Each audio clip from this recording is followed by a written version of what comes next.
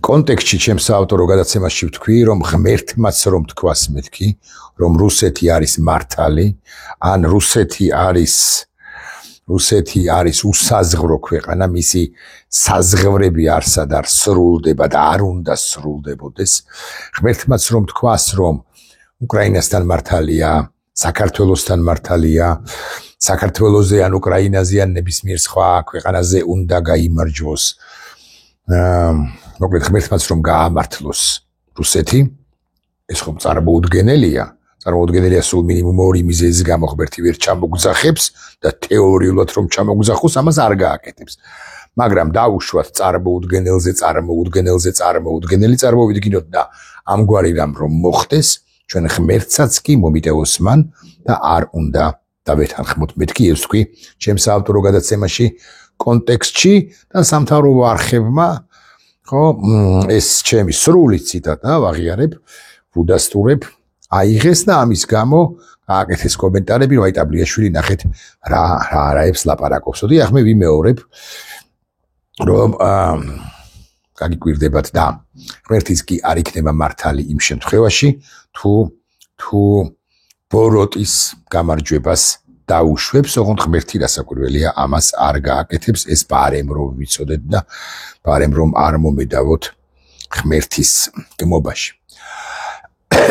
ეს ბარემ. ეხლა რაც შეეხება უფრო სერიოზულ თემას და არა იმას, რა კომენტარს აკეთებენ სამთავრობო არხები ჩემთან მიმართებაში ან ჩემს ამ განცხადებასთან დაკავშირებით. უფრო სერიოზული ამბავი კი არის ის, რომ ჩვენ სულ მუდმივად ვსაუბრობთ ერთ თემაზე. რა მოთხოვნები ექნება რუსეთს და მეც გულახდილად გეტყვით ხშირად ესე პროგნოზს ვაკეთებ, რომ რუსეთს ექნება ეს მოთხოვნა, რუსეთს ექნება ის მოთხოვნა, რუსეთი ამაზე დათანხმდება, იძულებული იქნება რომ დათანხმდეს, ვალდებულია რომ დათანხმდეს და ასე შემდეგ და ასე შემდეგ. მაგრამ მაგალითად ეხლა გააკეთეს განცხადება იმასთან დაკავშირებით, რომ 8 მაისიდან 2 დღე თუ არ ვცდები თუ 3 დღე შეწყვეტენ ცეცხლს უკრაინაში რუსები. ხა ჩემი პროგნოზი და ობიექტური პროგნოზი არის რასაკვირველი, რომ არანაირი ცეცხლის შეწყვეტა არ მოხდება რუსების მხრიდან. მაგრამ ოფიციალური განცხადება არის ამგვარი და მოდი ერთ წამს დავუჯეროთ და ვთქვათ, რომ აი ვიდან 11-მდე თუ არ ვცდები, რუსეთი ცეცხლს არ გახსნის. ზელენსკი მოსტატურად უპასუხა, თუ ცეცხლის შეწყვეტა გინდა დღესვე შეწყვეტეთო.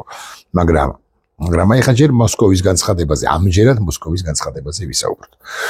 პროგნოზი კი არის ჩემი ამგვარი, რომ არ შეწყვეტენ.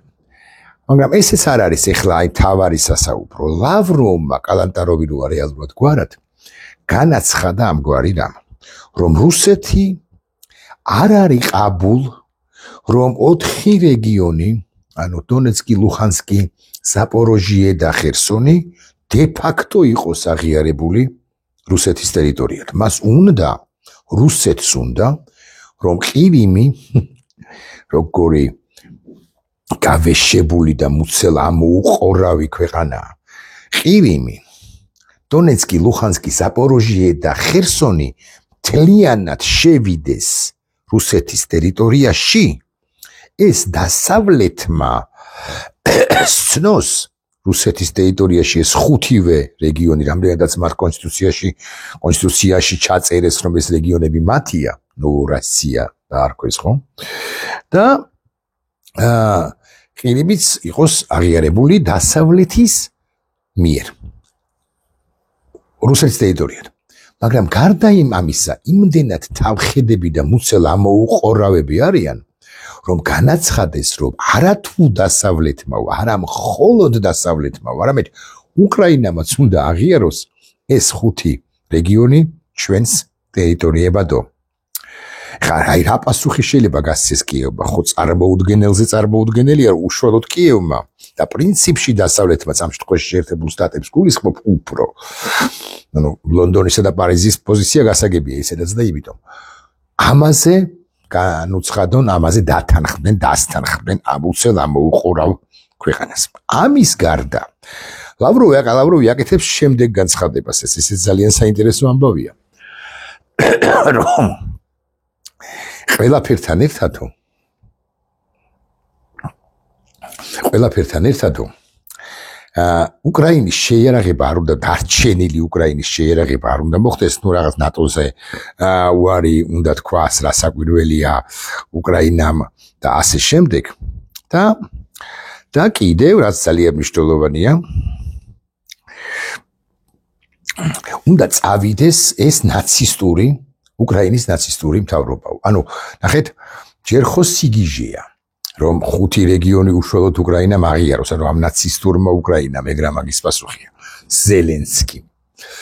მერე ამის შემდეგ ნაცისტური მთავრობა რო აღიარებს, უნდა წავიდეს და ვინც ახალი მოვა, ის უნდა იყოს პრორუსულად განწყობილი. ანუ რაში სჭირდება ეს ყველაფერი?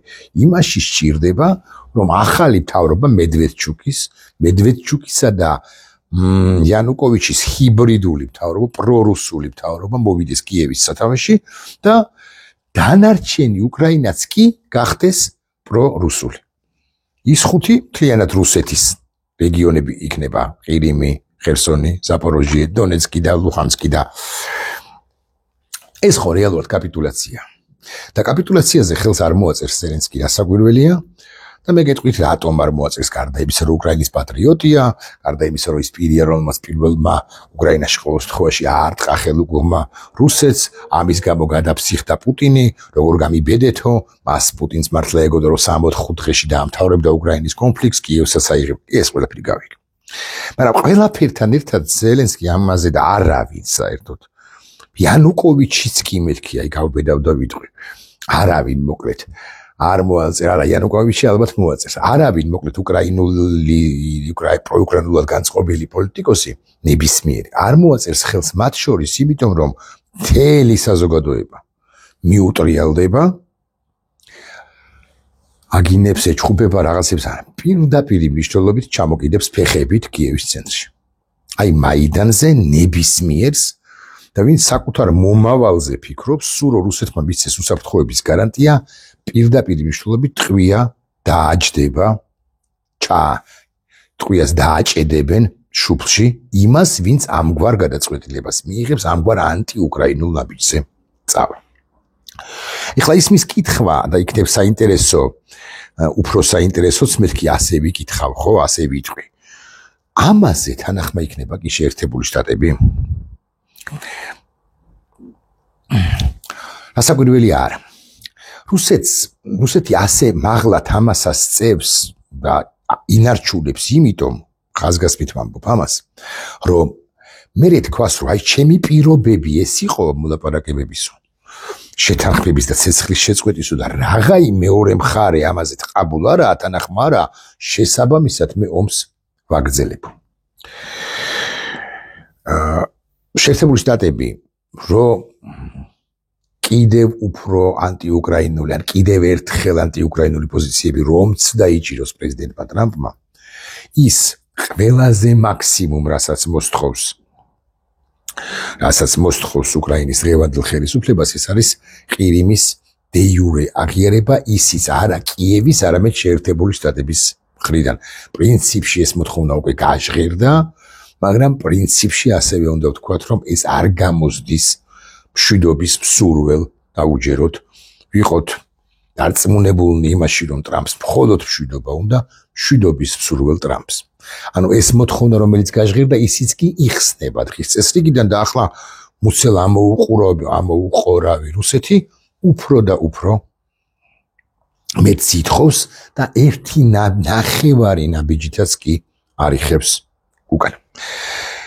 აი სულ ეს იყო ამ 10 წუთიან ვიდეო ბლოგში, რის თქმაც მინდოდა იმის თქმა, რომ ეს არის, სწორედ ეს არის, ან ამგვარობები არის იმის დასტური, იმ ვერსიის გამამყარებელი თუ გამაძლიერებელი, რომ რუსეთი ომს თავად არ შეწყვეტს. აი ახლა ის მის კითხვა ეყოფა თუ არა მას რესურსი საიმისოდ, რომ მინიმუმ ევროპელებისაგან შეიარაღებული უკრაინა, რომელშიც კვლავ ვიმეორებ, საკმარისზე მეტი იარაღია ახლა და საკმაოდ დიდი თანხები იდება ევროპის სამხედრო მრეწველობაში და ეს სამხედრო მრეწველობა განსაკუთრებით გერმანიაში ამოიქოქება როგორც საკუთრივ გერმანიის, ისე მთლიანად ევროპის და ასევე უკრაინის დაცვის მიზნით ეყოფა თუ არა რუსეთს რომ გაუმკლავდეს უკრაინას ყველაზე ძლიერ არმიას უკრაინული არმია ყველაზე ძლიერია დღეს ევროპის კონტინენტზე მინიმუმ უკვე შემდგომ პერიოდში შემდგომ თვეებში წლებში და ასე შემდეგ რას ეფუძნებოდა ტრამპის განცხადება იმის თაობაზე რომ 3 წელიწადში უკრაინა აღარც იარსებებსო მოდი ვთქვათ ესე არასწორ ანალიზს რომელსაც მას აწვდიდნენ და ალბათ დღესაც აწვდიან მისი გარემოცვის წევრები რომლებიც თავის მხრივ ვიტკოფი დაბოლილია პუტინით რომელიც კონკრეტულად ვიტკოფს ალბათ აფრთხობს და ეუბნება რომ იცით რა ჩვენ უკიდურეს გამწვავებაზეც კი მათ შორის ბირთვულ ლიბომბის ჩამოგდებაზეც კი ვართ ყაბულთან ახმა მზად და ვიტკოფი თითქოს დაფრთხება ხოლმე თუმცა ეს არ არის ერთადერთი მიზეზი უშუალოდ ვიტკოფის ძალიან ანტიამერიკული პირველ ყოვლისა და ასევე ანტიუკრაინული და ანტიდასავლური პოზიციებისა მათ შორის არის ისიც რომ მას ახლო ურთიერთობა აქვს პუტინის მარჯვენა ხელფეხ დიმიტრევთან, მაგრამ ეს საუბარი შორს წაგვიყვანს, ჩვენ გვისაუბრია ამ თემაზე. ახლა არ მინდა მაინც და მაინც რომ დიდი ვრცელი ვიდეო ბლოგი გამომივიდეს ეს კონკრეტულად. ხო და ტრამპი რას იზავს მეთქი? ტრამპი ვერ სულ რომ მოინდომოს ყველაზე უფრო მაქსიმუმი, რასაც მოითხოვს უკრაინისაგან, რომ შენ უკრაინა ვარ ცნო ყირიმი. მე ვაღიარებ ყირიმს, ოღონდ ამასაც არ გააკეთებს მეთქი გავბედავდა. ასე ვიტყვიეს და აგუზაფრავს, მაგრამ მაინც და ახლა მით უფრო 5 რეგიონის აღიარება, მით უფრო უკრაინის მხრიდან აღიარება, ამეტანი ხომ არ მოსდის, ამ ისედაც მუცელ ამოუყორავ, რომ ვერ ამოეყორა თუ ამოყორდა მისი მუცელი, ამ ვეება სახელმწიფო გველეშაპ ბოროტ იმპერია რუსეთს მოსდის ნამეტანი. ამიტომ იცით რა არის? კი, თადა ბარი გასწორდება შეიძლება. საშინელებები მოხდება, ადამიანური ის ტრაგედიები, რომლებსაც რომ დადებ ბალისზე თავს და დაფიქრდები, ხანდახან მაინც ფიქრში ხო წაგწდება, რომ რა უბედურებს აგეფიქრება, რომ ეს რა უბედურებები ხდება. მაგრამ რომ ვიცოდეთ მაინც და ეს არის ალბათ მთავარი თეზა ამ ჩემი ვიდეო ბლოგისა, დამარცხების, უკრაინის დამარცხების შემდეგ შემთხვევაში წარმოუდგენელია. უკრაინის დამარცხების შემთხვევაში რუსეთი დაატრიალებს იმაზე უფრო დიდ ტრაგედიებს უკრაინაში, ვიდრე აქამდე დაუტრიალებია ან ამ წამებში ატრიალებს. ის დაერევა ყველას, ვისაც ერთი კინკილა სიტყვაც კი Facebook-ზე წასცდენია რუსეთის საწინააღმდეგო. სხვაგვარად ავხსნით, ჩვენ რომ დავმარცხდეთ ქართველები საქართველო, ის დაერევა ყველა ჩემს მეზობელს, აი რამ 130 თუ არ ვცდები 10 ოჯახია ჩემს корпуსში. ვისაც ერთი სიტყვა დასცდენია რუსეთის წინააღმდეგ, ვისაც ერთი სტატუსი გამოუქვეყნებია, ვისაც ვინც ერთხელ მაინც გასულა მიტინგზე და უყვირია 90-იანებში, 2000-იანებში, 2010-იანებში, 20-იანებში და ასე შემდეგ გაუმარჯოს დამოუკიდებელ საქართველოს. აღარ ვლაპარაკობ ჯარისკაცზე, უკლებლივ ყველა ჯარისკაც, ვინც იყო ავღანეთში, ხო? ვინც იცავდა საქართველოს ტერიტორიულ მთლიანობას 90-იანებში, ვინც იცავდა საქართველოს ტერიტორიულ მთლიანობას 2008-ში. უგაცრავად რუსულისთვის ესე პაშტუჩნა, ანუ სათითაოდ დაერევა. ჯარისკაც და ყველა პატრიოტს, მასწავლებლებს, ექიმებს, ხელოვან ხალხს, ნებისმიერი პროფესიის მოქალაქეს დაერევა მისი სპეცსამსახურები და გამომივიდა ამასობაში 15 წუთი რაც არ მინდოდა. ახლა ამათ შეუძლიათ იღლიცინონ იმაზე, რომ რაც თქვი კონტექსტში, რასაც ვიმეორებ ახლა, ღმერთმაც რომ თქვას, რომ რუსეთი არის სადღაც ვინმესთან მართალი, ჩეჩნებთან მართალი, ქართველებთან მართალი, უკრაინელებთან მართალი.